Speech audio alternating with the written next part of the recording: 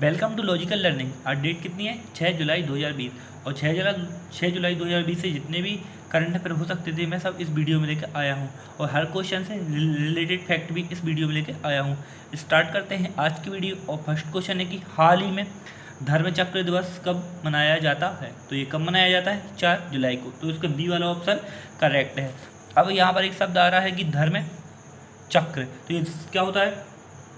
आप जानते हैं कि भगवान बुद्ध के पहले उपदेश को याद करने के लिए धर्म चक्र दिवस मनाया जाता है। और ये कब मनाया जाता है? 4 जुलाई को मनाया जाता है। तो इसका बी वाला ऑप्शन करेक्ट है।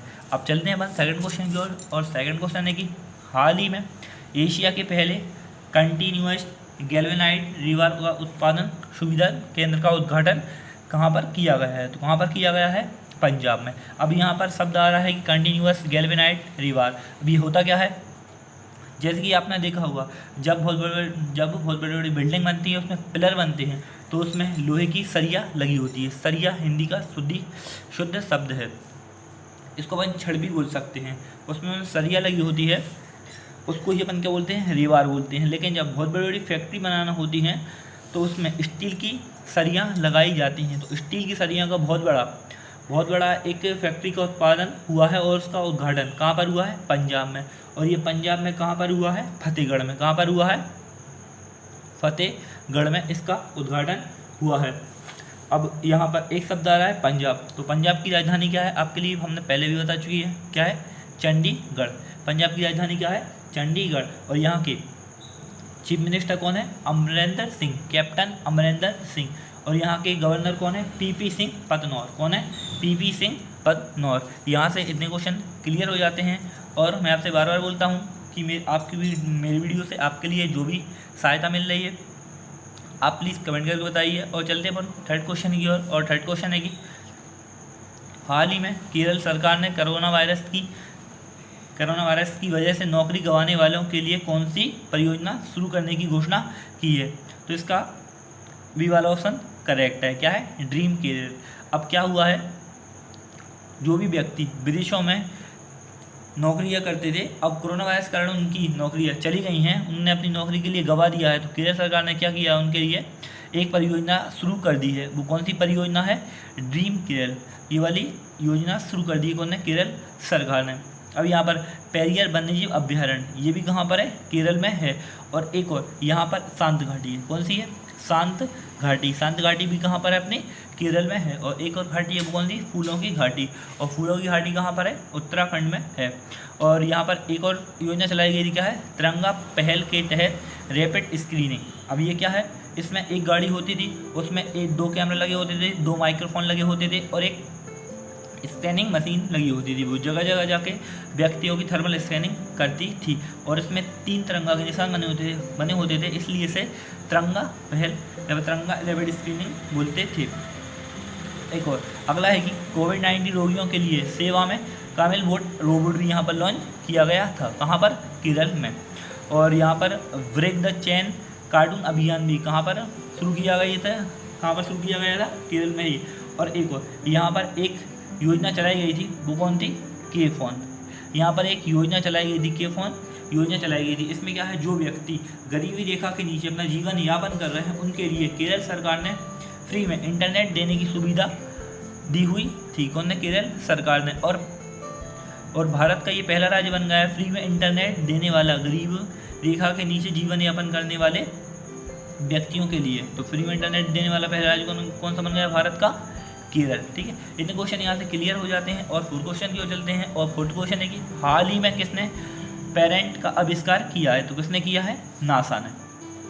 किसने किया है? नासा ने। अब यहाँ पर क्या है? किसने?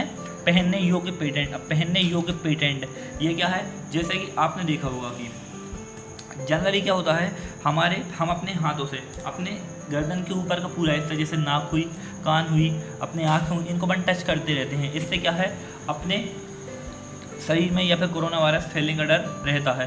तो एक लॉकेट है, यदि अपन उसको गले में पहनेंगे और उसके बाद यदि अपन अपने आँख, कान, नाक, इनके लिए अपन टच करेंगे तो वो वाइब्रेट हो जाएगा। अब यहाँ पर एक शब्द आ रहा है नासा। तो नासा की फुल फॉर्म क्या होती है? National aeronautics and space administration, ये नासा की फुल फॉर्म है। अब यहाँ पर एक शब्द आ रहा है नासा, तो नासा की स्थापना कब की गई थी?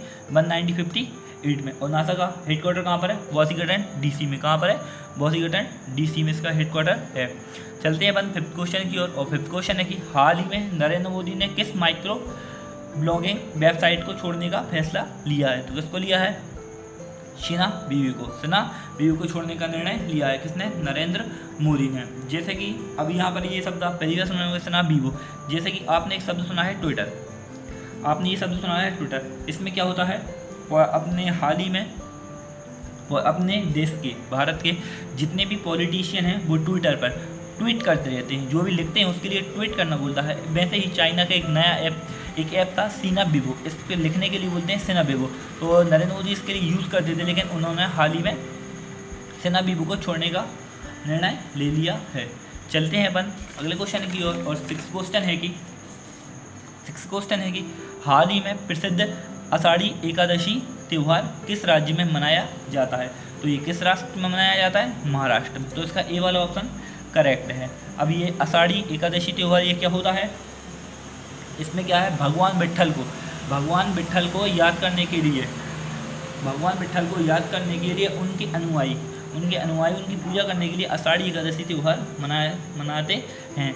और जो इसकी पूजा करते हैं, भगवान विट्ठल की जो व्यक्ति पूजा करते हैं, अपने आप उनको पुजारी बोलते हैं, लेकिन वो लोग क्या बोलते हैं? वरकारी। क्या बोलते हैं? वरकारी। अपन के लिए पुजारी और उनके लिए वरकारी। और ये कहाँ पर बोलते हैं? महाराष्ट्र में। अब यहाँ पर एक शब्द आ गया है महाराष्ट्र। तो आपके लिए पहले भी बता चुका हूँ कि महाराष्ट्र की राजधानी क्या है? मुंबई। क्या है? मुंबई। और यहाँ के प्रेजेंट टाइम पर चीफ मिनिस्टर कौन है? उद्धव ठाकरे। कौन है? उद्धव ठाकरे। और यहाँ पर गवर्नर कौन है? भगत सिंह कोश्यारी। कौन है? भगत सिंह कोश्यारी। इतने क्वेश्चन यहाँ से क्लियर हो जाते हैं। और चलते हैं अपन अगले क्वेश्चन की ओर। और सातवां क्वेश्चन है कि हाल ही में भारत ने किस वर्ष एशियन कप फुटबॉल की मेजबानी की दावेदारी की है? तो कब की है? 2027 की। तो इसका सी वाला ऑप्शन करेक्ट है। अब 2027 में भारत में, अपने देश भारत में एशियन जब फुटबॉल टीम का मैच होगा तो ये कहाँ पर होगा? अपने भारत में होगा। तो इसकी मेजबानी कर दी है। आठवें क्वेश्चन को चलते हैं। और आठवां क्वेश्चन है कि हाल ही में विश्व एलर्जी सप्ताह कब मनाया गया है? तो ये कब मनाया गया है? 4 जुलाई को। तो इसका बी वाला ऑप्शन करेक्ट है। अब ये 7 दिन तक चलता है। तो ये कब से हुआ था? 4 जून से ये स्टार्ट हुआ था। और ये कब तक चलेगा? 4 जुलाई तक ये सप्ताह चलेगा। अब यहाँ पर एक इम्पोर्टेंट फैक्ट आ रहा है। कि इस बार एलर्जी सप्ताह इसकी थीम क्या थी? तो इसकी थीम थी allergy care touch it stop with कोविड-19। एक बार सुन लीजिए क्या थी? Allergy care touch it stop with कोविड-19। इतने क्वेश्चन यहाँ से क्लियर हो जाते हैं। और 9 क्वेश्चन क्यों चलते हैं। और 9 क्वेश्चन है कि हाल ही में किस राज्य सरकार ने 31 लाख पौधे लगाने के लिए वृक्षारोपण अभियान शुरू किया है? तो किसने किया है? दिल्ली ने। तो उसका बी वाला ऑप्शन करेक्ट है। जैसे कि आपने देखा होगा कि और राज्यों की कंपेयर सबसे ज़्यादा पॉल्यूशन कहाँ पर होता है? दिल्ली में। तो दिल्ली में पॉल्यूशन को कम करने के लिए दिल्ली सरकार ने 31 लाख पौधे लगाने के लिए वृक्षारोपण अभियान शुरू कर दिया है। अब यहाँ पर एक शब्द आ रहा है और क्या है? भारत की राजधानी क्या है? दिल्ली। तो ये दिल्ली राजधानी कब बनी है? इसके पीछे एक लॉजिक है, मैं आपके लिए फिर से बता रहा हूँ कि 1911 में घोषणा कर दी थी। 1911 में क्या कर दी थी? घोषणा कर दी थी कि भारत की राजधानी क्या बनाई जाएगी? दिल्ली। इसके पहले दिल्ली की पहले राजधानी क्या थी? कोलकाता थी। 1911 में घोषणा कर दी थी। और फिर 1927 में क्या हुआ था? 1927 में दिल्ली का नाम बदल के क्या कर दिया था? न्यू दिल्ली कर दिया था। और फाइनली 13 फरवरी 1931 को कोलकाता से भारत की राजधानी हटाकर क्या रख दिया था? न्यू दिल्ली रख दिया था। इतने क्वेश्चन यहाँ से क्लियर हो जाते हैं। और चलते हैं अपन 10वें क्वेश्चन है की और 10वां क्वेश्चन है कि हाल ही में केयर रेटिंग ने चालू वित्त वर्ष में भारत की जीडीपी कितने प्रतिशत रहने का अनुमान लगाया है? तो कितने प्रतिशत लगाया है? 6.4%। क्या है? केयर रेटिंग ने, कौन है, केयर रेटिंग ने वित्त वर्ष में भारत की जीडीपी कितने प्रतिशत रहने का अनुमान लगा लिया है, 6.4%। आज के 6 जुलाई 2020 करंट अफेयर हो गए हैं।